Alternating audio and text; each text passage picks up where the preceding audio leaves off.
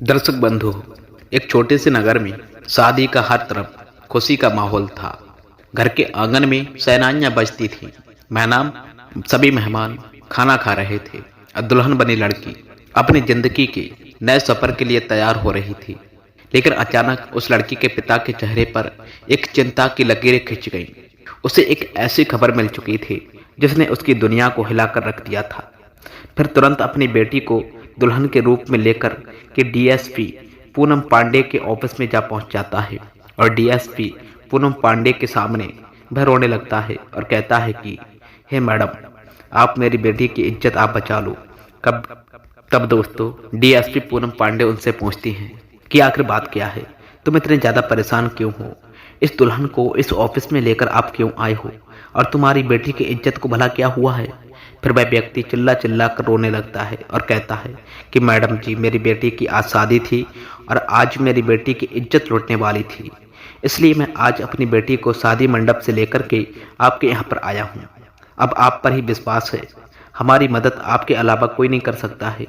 तब उस व्यक्ति के कहने पर डीएसपी महिला जो थी वो पूछती हैं कि आखिर हुआ क्या है, पूरी बात हमें बताओ, तभी तो हम तुम्हारा मदद कर पाएंगे। तब वह व्यक्ति डीएसपी पूनम पांडे को सारी सच्चाई बता देता है।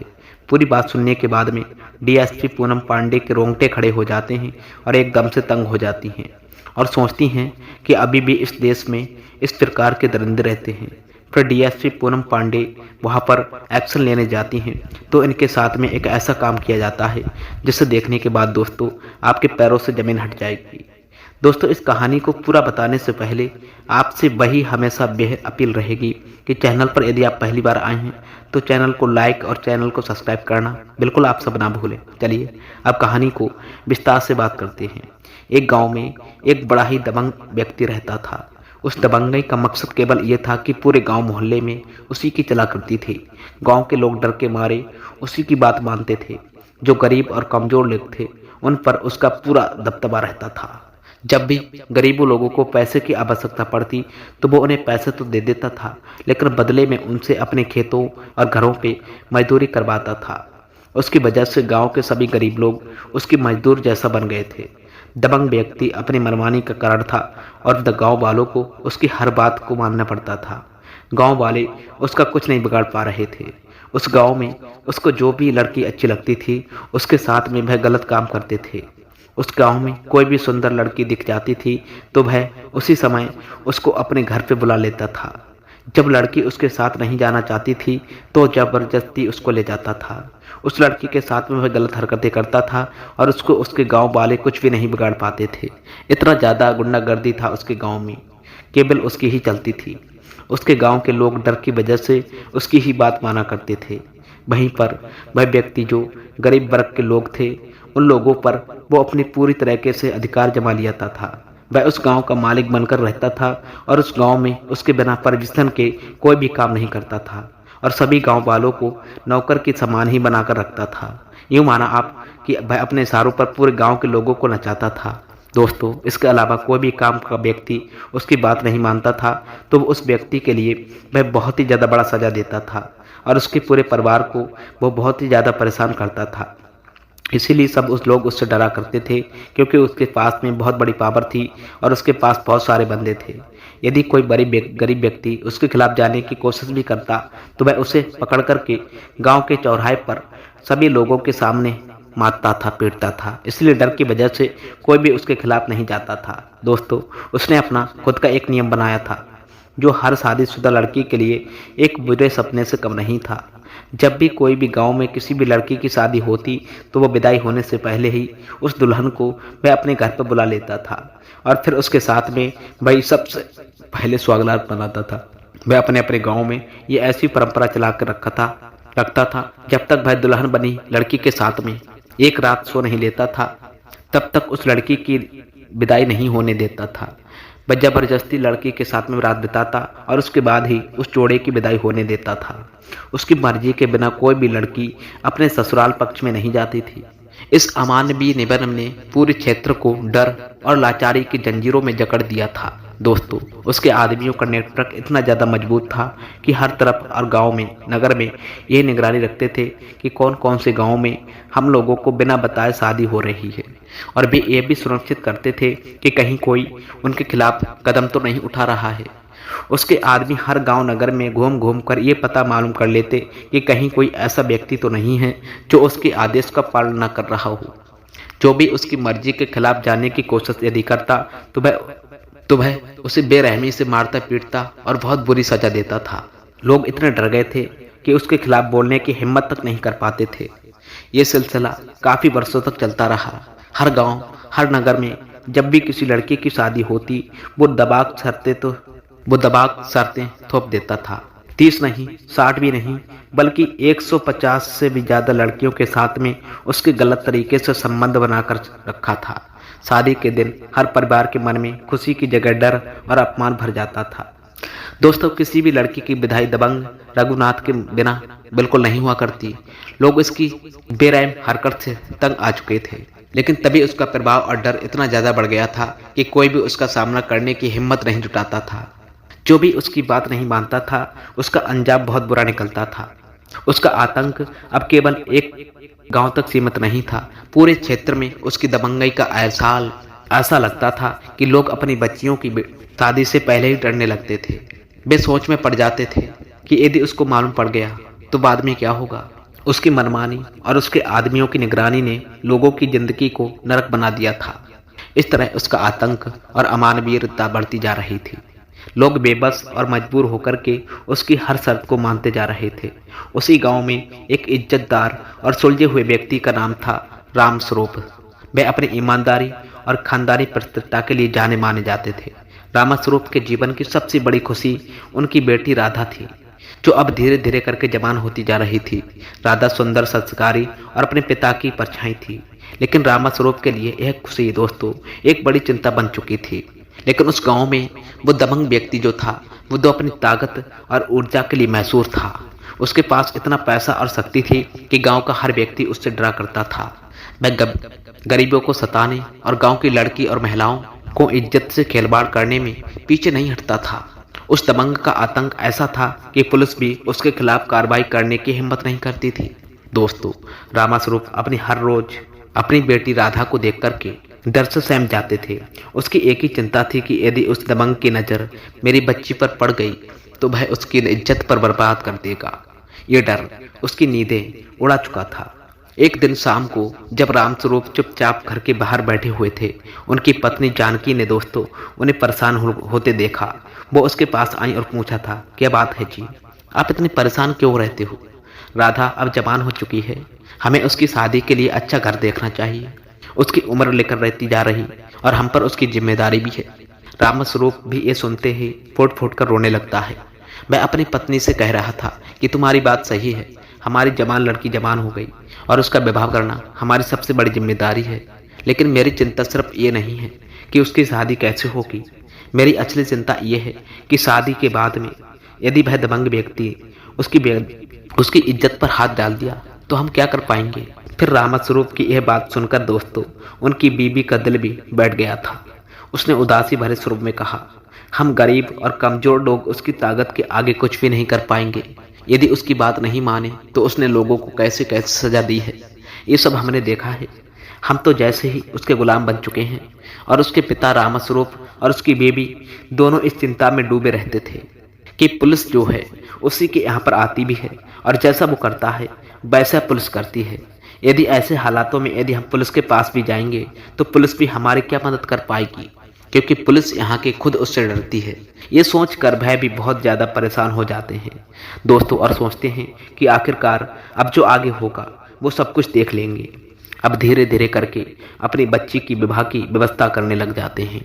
शादी की जो पूरी तरीके से व्यवस्था करते हैं और शादी की जब तारीख तय हो जाती है तो कुछ दिन बाद बारात आ रही थी और इसके पिताजी अपनी बेटी की बारात वालों की खाने पीने की तैयारी कर रहे थे।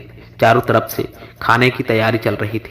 लेकिन जब शाम के टाइम में बारात आती है और बड़े अच्छे ढंग से बारात की खातिरदारी करते हैं और सुबह के समय में जब विदाई का समय आता है तब तक सूचना उसी दबंग के पास में पहुंच जाती है और वो भी सूचना वापस भेजता है कि भाई अब तुम अपनी बेटी का विवाह कर रहे हो, लेकिन विदाई करने से पहले अपनी बेटी के लिए आप हमारे यहाँ पर लेकर के अवश्य आएँ। पहले एक रात हम इसके साथ में सोएंगे। जब ये सोचना के लिए वह लड़की अपने पिता का सुनता तो वह एकदम से उसका कलेजा हिल जाता और वह मन में सोचता है कि आखिरकार अब मैं क्या करूं, खुद खुशी कर लूं या फिर आत्महत्या कर लूं या फिर मैं अपनी बेटी के लिए हमेशा हमेशा के लिए खत्म कर दूं। लेकिन मैं अपनी आंखों से अपने इस बेटी के लिए उस दहरिंदे के हवाले नहीं कर पाऊंगा। यदि यही सब ऐसा चलता रहा तो एक दिन मैं कुछ ना कुछ गलत कदम अवश्य उठा लूंगा। दोस्तों, तब सभी लोग उसे समझाने लगते हैं कि देखिए भाई, आखिर मजबूर हैं, हम लोग कर भी क्या सकते हैं, अब तुम कोई भी गलत कार्य मत करो। और तब उसके दिमाग में एक बात आती है और वो तुरंत अपनी बेटी के लिए उसी दुल्हन रूप में अपनी मोटरसाइकिल पर सवार होकर के तुरंत शहर में पहुंच जाता है। और शहर में पहुंचने के बाद थाने नहीं जाता, वह सीधे महिला डीएसपी ऑफिस में पहुंच जाता है।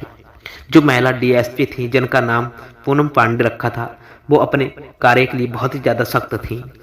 अपने कार्य बड़े निष्ठा भाव के साथ में करती और समाज का काम तो इस प्रकार से करती थी जैसे मानो कि वो स्वयं का ही काम कर रही हो। दोस्तों, इस वजह से लोगों की नज़र में बहुत ज़्यादा विकसित हो चुकी थी। जब पुलिस कार्य नहीं करती थी तो महिला डीएसपी के पास में जब शिकायत पहुंचती थी तो डीएसपी की बातों से पुलिस आगे आगे चलती थी, क्योंकि डीएसपी जो थी वो बड़ी ईमानदारी के साथ में वो कार्य किया करती थी और वो इस बात के लिए सोच रही थी कि पूरे जिले में मैं तैनात रहूं और वो क्राइम करना नाम निशान हमेशा हमेशा के लिए मिटा दूं। बस महिला डीएसपी का इसी बात पर फोकस था। जब रामस्वरूप महिला डीएसपी के पास पहुंचता है तो महिला डीएसपी वो अपने ऑफिस में बैठकर रिपोर्ट्स देख रही थी। तभी वहां पर रामस्वरूप को देखती हैं तो उसके चेहरे पर डर और आंसुओं का सैलाब था। वह डीएसपी के सामने घुटनों के बल बैठ चुका था और हाथ जोड़कर गिड़गिड़ाने लगा कि मैडम जी, मेरी बेटी की इज्जत आप बचा लो, आज मेरी बेटी की जिंदगी खतरे में है। डीएसपी जो अपने सख्त रवैये के लिए जानी जाती थी, वो ये दृश्य देखकर चौंक गई। उन्होंने गंभीर सुर से पूछा, भाई ऐसी कौन सी बात हो गई है जो तुम इस तरह मेरे ऑफिस पे आकर घुटनों के बल बैठ गए, और क्या घटना हुई, कौन तुम्हें और तुम्हारी बेटी को परेशान कर रहा है, बताइए, बिना डरे सब सच बताओ। तो उसके पिता रोते हुए कहने लगते हैं कि मैडम जी, मैं एक गरीब व्यक्ति हूँ और मैं ईमानदारी से अपना जीवन जीता हूँ। मेरी एक ही बेटी है और राधा, उसकी शादी बड़ी अच्छी तरीके से हुई है, अच्छी तरीके से बारात आई है और बारात की बिल मैंने खातिरदारी बड़ी बढ़िया की। इसके साथ फेरे हो चुके हैं, विवाह जो है पूर्ण तरीका से हो चुका है। लेकिन मैं अपनी बेटी की इज्जत बचाने के लिए इसकी इज्जत कहीं दांव पर न लग जाए, इसीलिए मैं आपके ऑफिस में आपके पास आया। कृपया करके मैडम जी, आप हमारी ऐसी कठिन घड़ी में मदद करें।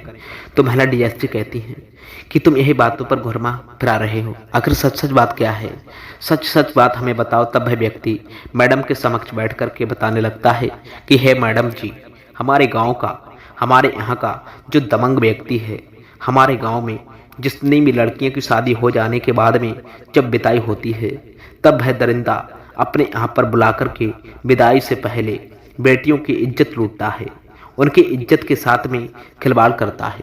उस पिता के मुख से जब ये बातें महिला डीएसपी और पूरी तरीके से जानती हैं तो महिला डीएसपी क्रोध की वजह से चेहरा उनका लाल हो जाता और कहती हैं और सोच में पड़ जाती हैं कि तुम्हारे ऊपर वो इतना ज़्यादा जुल्म करता है, इतनी दबंगी दिखाता है और नगरवासी में सभी उसके दबाव में रहते हैं, कोई भी नगरवासी उसका विरोध नहीं करता है।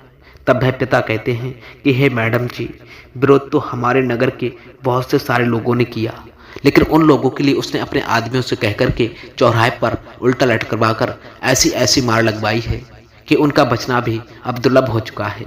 उनका ट्रीटमेंट भी डॉक्टर लोग करने से मना कर रहे हैं। वह दरिंदा विरोध करने वाले व्यक्तियों के लिए ऐसी कठोर सजा दे देता है, आखिर इतने पावर होने के बाद भी उसका साधारण सा व्यक्ति कौन क्या कर पाएगा। पुलिस यदि थाने से भी जाती है वो भी उसी के पक्ष में कहती है। यदि कोई थाने में जाकर के रिपोर्ट करे तो थाने के पुलिस वाले भी उसी दबंग वाले के पास बैठते हैं, उसी के साथ भोजन करते और उससे मिलकर के बातचीत करके वो वापस अपने थाने लौट जाते हैं। कहीं से कहीं तक हमारी मैडम जी सुनवाई नहीं होती, इसलिए सभी लोग चुपचाप होकर के अपनी अपनी बेटियों की शादी कर देते हैं और विदाई से पहले हर व्यक्ति को उसके घर भिजवा देते हैं। तब उसके बाद भी वह कहीं विदाई होने देता है। जब उस पिता के मुख से महिला डीएसपी इस बात के लिए सुनती हैं तो आश्वासन दे देती हैं कि हे भाई, आप चिंता ना करें, मैं तुम्हारी पूर्ण तरीके से मदद करूंगा। आप अपनी बेटी को यहीं पर बिठाल दो और अपनी बेटी का जो दुल्हन का जोड़ा है वो मुझे आप दे दो। मैं दुल्हन बनकर उसके पास जाऊंगी। फिर दुल्हन बनकर थाने के लिए फ़ोन लगाती है और फ़ोन करके कह देती है। तो थाने वाले कहते हैं कि हे मैडम जी, वो बहुत बड़ा पावरफुल व्यक्ति है और उसके ऊपर पॉलिटिक्स का हाथ है, इसलिए पुलिस उसका कुछ भी नहीं बिगाड़ पाती। और आप भी जब जाएं तो बड़ी सतर्कता के साथ में उसके ऊपर हाथ डालें, अन्यथा वह कुछ भी घटना घटित हो सकती है, क्योंकि उस व्यक्ति का नेटवर्क जो है वो बहुत ही बड़ा है।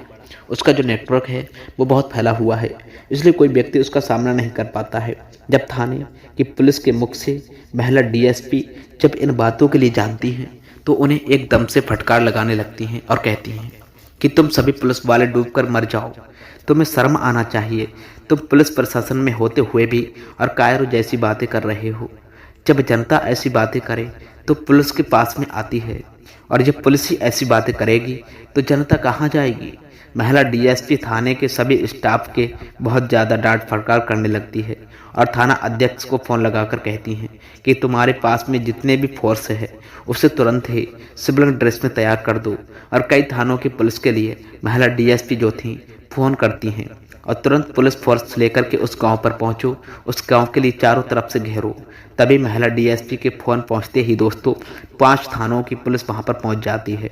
कुछ लोग सिविल ड्रेस में महिला डीएसपी के साथ में बैठते हैं और महिला डीएसपी जो होती हैं उसी लड़की का जो जोड़ा होता है, महिला डीएसपी उसी जोड़े को पहन लेती हैं और दुल्हन बनकर के उसी व्यक्ति के घर पर पहुंच जाती हैं और उस व्यक्ति से कहती हैं कि आप ये बताओ, हमें लेने के लिए कोई आएगा या फिर वहाँ पर हमें स्वयं ही जाना होगा। तब वह पिता कहता है दोस्तों, मैडम जी स्वयं वहाँ पर जाना होगा, वो आता किसी के यहाँ पर नहीं, केवल उसके पास में सूचना ही आती है। और सूचना तो हमारे यहाँ पर सुबह ही आ चुकी है और एक बार सूचना और भी आ गई है। यदि हमने तीसरी बार लड़की के लिए उसके पास में नहीं भेजा तो फिर कुछ भी वह कर सकता है, यहाँ पर आकर के वह आतंक बचा देगा। तो वह कहती है लड़की ठीक है, मुझे लेकर के चलो उसके पास में। अब मैं महिला डीएसपी दुल्हन के लिबाज में दोस्तों उसके पास में पहुंच जाती हैं। उसी व्यक्ति के पास में जो लड़की का पिता होता है वो अपनी बेटी बना करके महिला डीएसपी के लिए दुल्हन वाला जोड़ा पहनवा करके उसी बादशाह व्यक्ति के घर पे पहुंच जाता है और दरवाजे पर पहुंच करके आवाज़ लगाता है कि हे बाबूजी, आज मैं आपके दरवाजे पर अपनी बेटी को लेकर के आ गया हूँ। ये बात जब वह सुनता है दोस्तों तो निकल कर के आता है और कहता है कि तू बहुत ज़्यादा बड़ा बदमाश हो गया है। मैं 2 सूचनाएं मैंने तेरे पास भिजवाई, एक खबर में ही पहले आकर के लोग अपनी लड़की को यहाँ पर छोड़ जाते हैं और तेरे पास में 2 सूचनाएं पहुँच गई। फिर वह कहता है दोस्तों कि बाबूजी क्षमा करना, मेरे पास काम बहुत था और अपने घर में करने वाला केवल मैं अकेला व्यक्ति था, कोई भी व्यक्ति मेरे साथ कार्य में हाथ नहीं बटा रहा था। दोस्तों ऐसा कहकर वह व्यक्ति उस दबंग से कहता है कि मुझे काम करने में देर हो गई तो मैंने सोचा सभी काम करके आपके पास में आऊं। तब वह कहता है चल इस लड़की के लिए अंदर भेज। वह व्यक्ति कहता है दोस्तों कि हे मैडम जी आप अंदर जाइए। जब उस व्यक्ति के कहने पर मैडम जी अंदर पहुंचती हैं तो अंदर जाकर देखती हैं कि उस दबंग व्यक्ति के रूप में एक शराब की बोतल रखी हुई है। वहीं पर उसके जो औजार थे गुप्ती वो भी सभी वहाँ पर रखे थे और बाकी बंदूकें भी इधर उधर टंगी थी। पूरा उसने दोस्तों अपने रूम का झारखाना बना रखा था। उसके बाद में मैडम से कहा था उसने कि जाइए आप कमरे में अंदर बेड पड़ा है उस पर लेट जाइए। ये बातें सुनकर उस दबंग व्यक्ति की महिला डीएसपी उस रूम में पहुंच जाती हैं और उस बेड पर लेट जाती हैं और फिर उसके बाद में वह अपने वस्त्रों को उतार करके दोस्तों मैडम डीएसपी के पास पहुंचता है। लेकिन उस व्यक्ति के लिए इस बात की जानकारी बिल्कुल नहीं थी कि यह महिला जो हैं वो एक डीएसपी हैं। वो तो उसी व्यक्ति की लड़की के लिए समझ रहा था। उसी गांव की जैसे ही वह दबंग व्यक्ति आकर के दुल्हन के घूंघट के लिए हटा देता है तैसे ही महिला डीएसपी तुरंत उस दबंग व्यक्ति के हाथ को पकड़ करके जल्दी से मैडम उसके दो तमाचे जड़ देती हैं और वहीं पर रिवॉल्वर से उसे डराने धमकाने लगती हैं और कहती हैं दोस्तों यदि तूने जरा से भी होशियारी की तो मेरी पिस्तौल की गोली तेरे दिमाग के लिए छन्नी कर देगी। आज तेरी सारी हैकड़ निकल जाएगी। तूने बहुत सारा जुल्म किया इस गांव के लोगों के ऊपर, बहुत ज़्यादा तूने इस नगर की लड़कियों के लिए अपना दुल्हन का शिकार बना लिया है। न जाने कितनी लड़कियों के साथ में तूने सुहागरात मनाई। अब तेरी सौगात उस ससुराल में मनेगी जहां पर तेरे जैसे हजारों कैदी बंद हैं।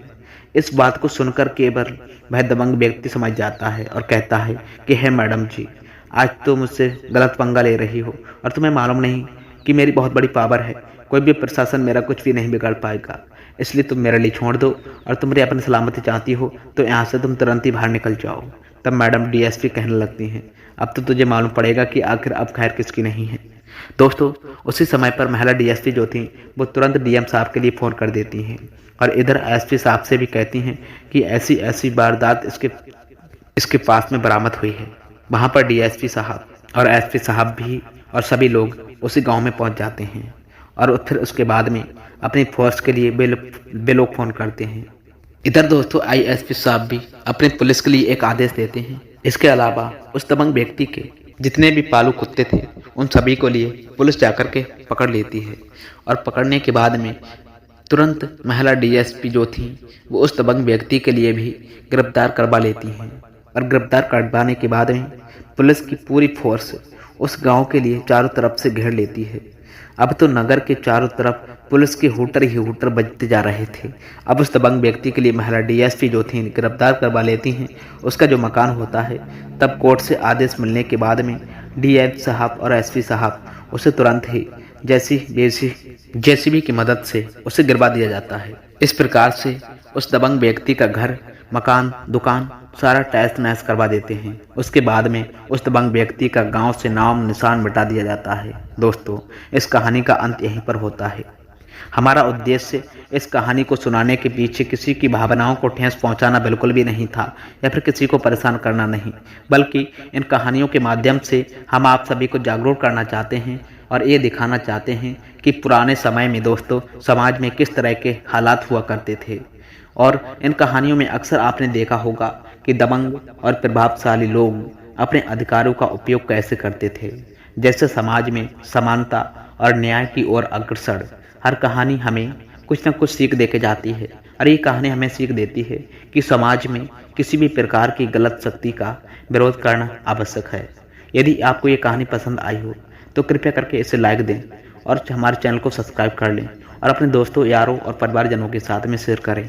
आपकी प्रतिक्रिया दोस्तों हमारे लिए बहुत ही ज़्यादा महत्वपूर्ण है। मिलते हैं दोस्तों फिर किसी ऐसे ही नेक्स्ट वीडियो से। तब तक के लिए धन्यवाद। जय हिंद, जय भारत।